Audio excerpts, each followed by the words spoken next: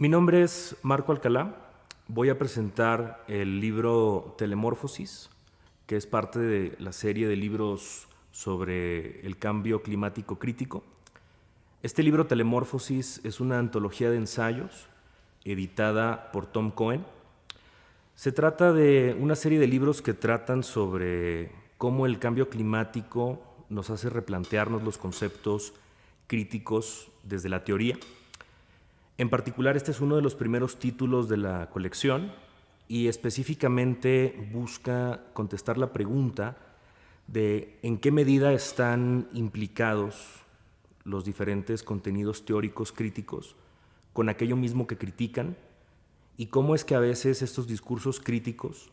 llegan incluso a ayudar o apoyar esta situación de crisis medioambiental.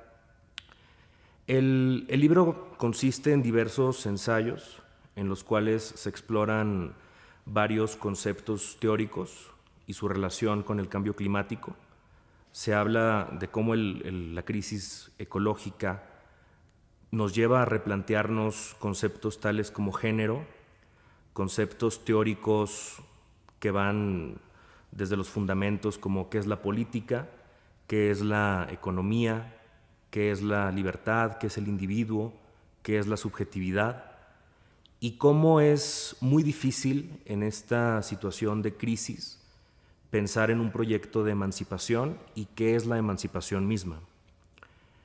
Tom Cohen escribe en su introducción cómo es que básicamente todos los conceptos se vuelven obsoletos, se tienen que replantear, y cada uno de los ensayos lo explora de diferente manera. En particular, el ensayo sobre el que quiero ahondar trata sobre el pensamiento en una época post-carbono. Es un ensayo que se llama Apuntes hacia una filosofía post-carbono y fue escrito por el académico Martin McKillen. Y en ese ensayo lo que trata principalmente es cómo todo el edificio teórico de Occidente se basa en la explotación de los hidrocarburos y qué implicaciones tiene el panorama de agotamiento de los hidrocarburos, o si no su agotamiento, la devastación planetaria debido a la explotación de los hidrocarburos, y cómo esto nos lleva a una situación de nuevas materialidades. Las nuevas materialidades serían básicamente estas nuevas circunstancias en las cuales nos enfrentamos ante una realidad en la cual no tenemos referentes teóricos para aprenderla. Y el papel de la filosofía en este momento sería el de encontrar esos nuevos marcos de referencia para tratar de abordar estas situaciones. Esto se vuelve sumamente complejo porque la naturaleza misma de la reflexión filosófica, su propia institucionalización, están íntimamente ligadas con la materia. Es como una especie de nuevo materialismo radical en donde las nociones mismas de la posibilidad del pensamiento están condicionadas por los recursos materiales existentes. Y ante un panorama de extinción y agotamiento de los hidrocarburos, pues el pensamiento no puede permanecer igual. Todo esto parte de una lógica que es una lógica que atraviesa todo el libro editado por Cohen y es una lógica que atraviesa todos los ensayos contenidos en esta antología, que le llaman una lógica de desocupación. Cohen y los otros teóricos básicamente lo que plantean es que hay que desocupar los hogares teóricos, hogar entendido como ese espacio, esa casa de comodidad, donde pues, los teóricos han pensado, han teorizado, pero siempre desde esa perspectiva desarrollista, desde esa perspectiva de que hay una materialidad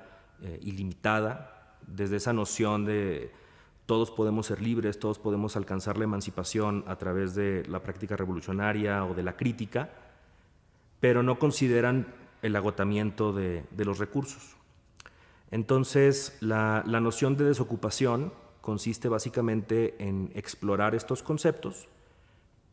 tales como libertad, y en el caso de ecología, el concepto mismo de ecología, el concepto de naturaleza, y lo que estos teóricos como Cohen, como Macmillan, como otros, lo que encuentran es que los conceptos más bien nos estorban al momento de teorizar sobre nuevas prácticas y nuevas posibilidades. Es decir, el concepto mismo de ecología se convierte en un obstáculo para pensar la crisis medioambiental. El concepto mismo de desarrollo sustentable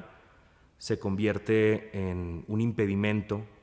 pues la misma noción de sustentabilidad, la misma noción de ecología, la misma noción de naturaleza, son conceptos que nos dificultan y nos ocultan las maneras de actuar. Finalmente, lo que proponen estos ensayos no son tanto respuestas,